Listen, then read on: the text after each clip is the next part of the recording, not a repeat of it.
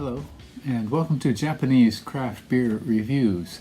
Today's beer is from Kyoto Brewing, but it's also a collaboration with two other breweries. Not one, but two. So it's a three-way collaboration. It is this beer. It is a collaboration among Kyoto Brewing, Godspeed Brewery, and Kobo Brewery. And I want to talk a little bit about each brewery first, but the style is an unusual one. It's a grodziski, or what they call a Polish champagne, and it is a smoked beer, kind of unusual, and I'll talk a little bit more about it. But first, about the breweries. Kyoto Brewing is very well known in Japan. And I don't need to spend too much time. I've reviewed many of their beers. You can go watch an introduction to them if you like. Founded in 2015, 3 foreign residents of the city, a wonderful head brewer who's since moved on, and I assume this was a brewed with the new brewer at Kyoto Brewing, whose name is James Fox, and looking forward to good things from him. He apparently comes very highly recommended. But now let's look at the other two breweries. Godspeed. Godspeed is a Canadian brewer in Toronto, founded in 2017, and they are well known for making Czech-style lagers and also for employing Japanese ingredients in many of their beers.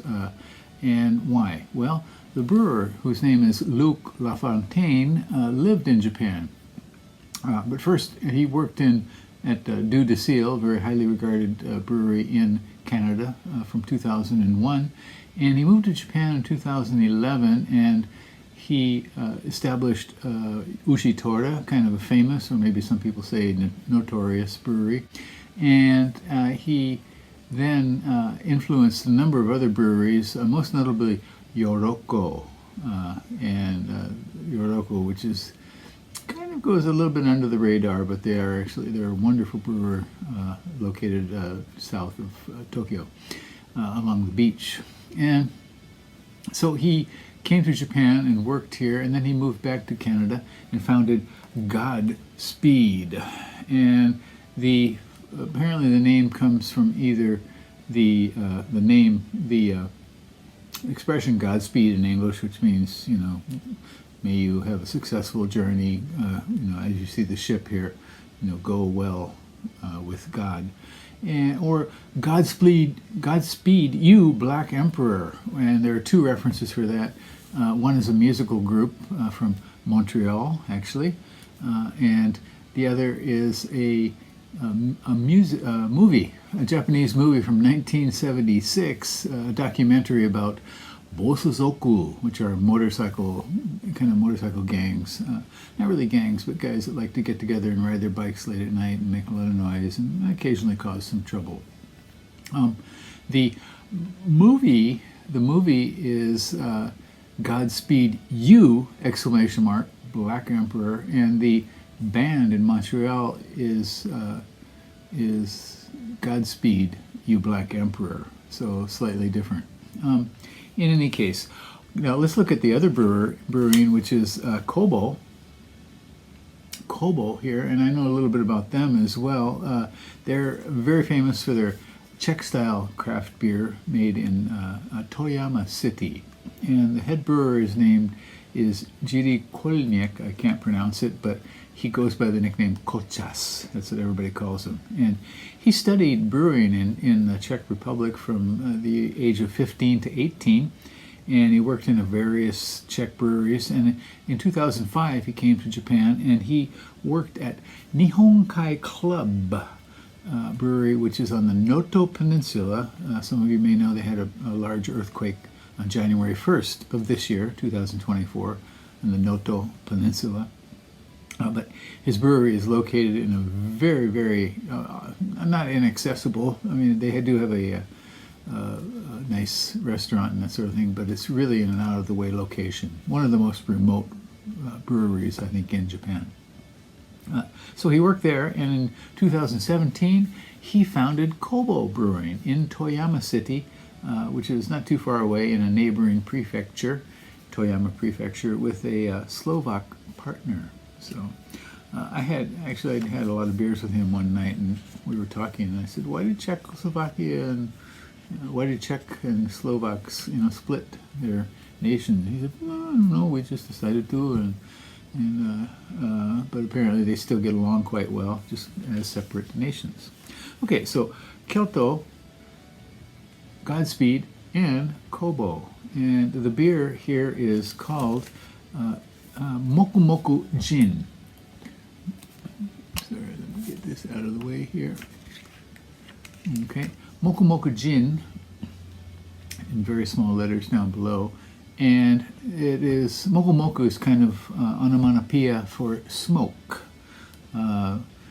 There's a brewery down in Mie Prefecture called Mokumoku, and they're part of a farm which is famous for smoked meats. So Mokumoku has a sense of smoke, and also the idea of somebody who goes about his work quietly and does his work well, but very quietly. Jin, Mokumoku is a smoke, and Jin is person.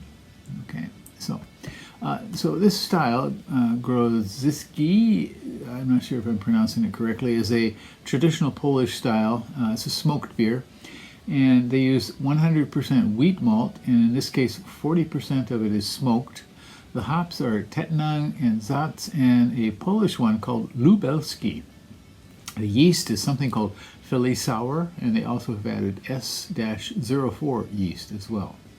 And this was in honor of Godspeed's 7th anniversary.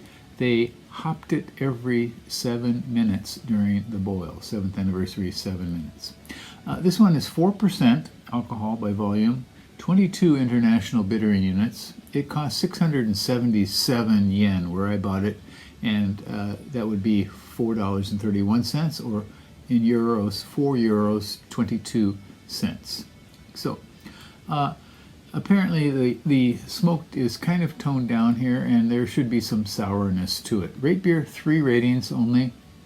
On tap there were 67 when I checked, and the average is pretty high, 3.9 out of 5.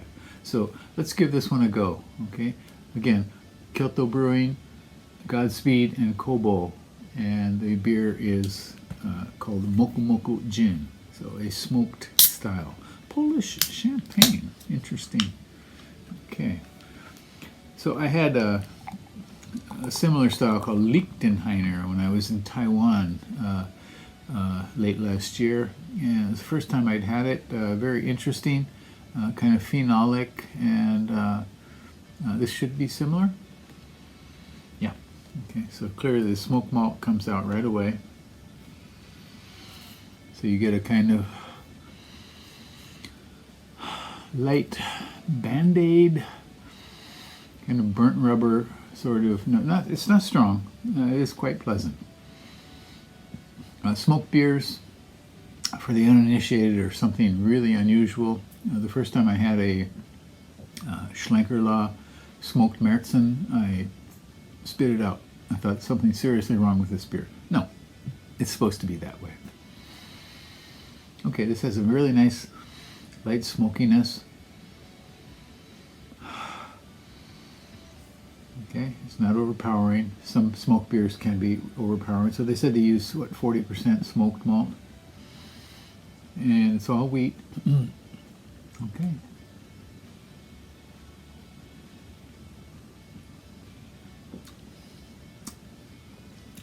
Okay, so the smoke is there. It doesn't come through as strong as in the aroma, for sure. Light, tangy, definitely wheat character. And the bitterness kind of continues and continues, and the smoke as well, and they kind of blend. They're sort of attacking the back of my tongue. This is very unusual.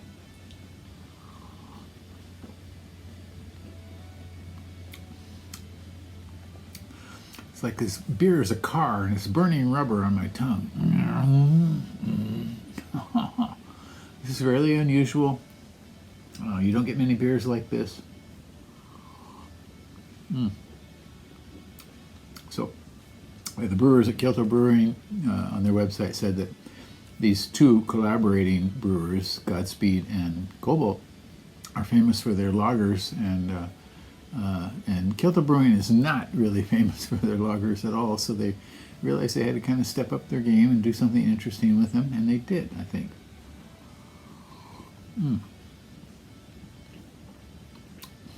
Yeah. This is not going to knock your socks off with its smokiness or even its sweet character, but it is tasty, and it does have enough smoke to really kind of make you settle back and think about it. Yeah, pleasant beer. I would definitely say get a hold of this one if you can. If you can, get a can. And, let me know what you think. So it's an unusual style. Here it is again, Grozelski. And the name is Mokumoku Jin. Like quietly going about his work, his or her work person, or smokiness, and smoke here. And so, yeah, I hope the boat doesn't catch on fire, but in any case, let me know what you think if you have a chance to try this one. Smoked beers are kind of unusual, and wheat beers, some people don't like wheat beers, and I never understood that. I love wheat beers. They are such a refreshing change from IPAs, pale ales, barley-based beers, and generally they're not as hopped up at all. So this one is only 22 international bitter units. Please do give it a go and tell me what you think. Okay, that's enough. I've gone a little bit over the time I usually spend on a review. I hope you're doing well. We are right in the middle of August, in the middle of Obon period, which is the time when families go, everybody takes a break and people go back to visit their families. If they live in Tokyo, they often go out back to where their hometown was and visit people. And it's also time when the spirits of the dead come back and return to wherever they were from. And yesterday there was the ceremony in Kyoto where they light fires on 5 hillsides surrounding the city with some characters. For example, the character for Dai, image of a boat, Japanese tori. So they put these up on the mountains in fires. It's quite impressive. And apparently it started in the 13th century, and it's a way to guide the spirits back to the other world after they've come to visit during Obon. So it's kind of interesting. Mexico has the Day of the Dead, and countries have different ways of celebrating that sort of thing. In the U.S., it turned into Halloween and horror movies, but in Japan it's a very gentle sort of thing. So in the other room we have a picture of my wife's grandmother who died a few years back, and we have a little cup for her and an apple on a dish for Obon. I hope she enjoyed it. Take care. Bye-bye.